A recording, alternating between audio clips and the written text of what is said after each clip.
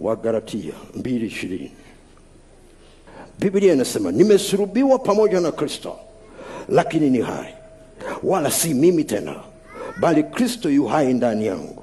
Na uhai nilionao sasa katika mwili, ninao katika imani ya mwana wa Mungu, ambaye alinipenda akajitoa nafsi yake kwa ajili yangu. Bwana Yesu asifiwe. Sio mimi ninayeishi, bali Kristo ndani yangu. Sio mimi ninayeishi, bali Kristo ndani yangu. Yu hai, yu hai, yu hai ndani yangu. Sio mimi, sio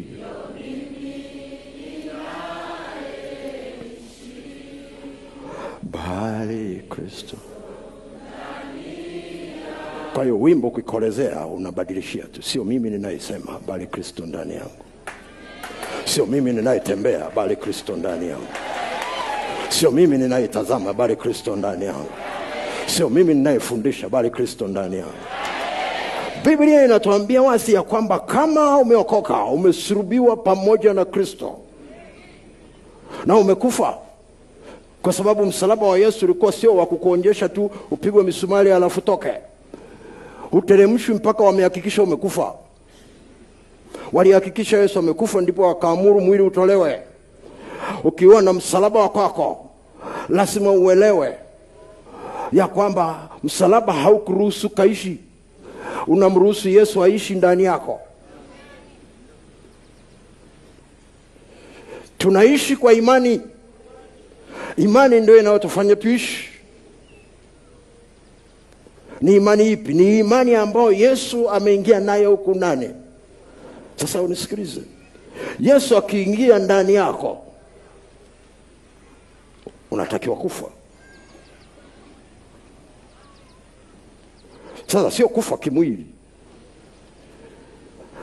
ni kufa kwenye mapenzi ya kwako, makusudi ya kwako, mipango ya kwako. Yesu alisema, kila atakaye kunifuata ajikane nafsi yake, alafu ajitwike msalaba wake anifuate.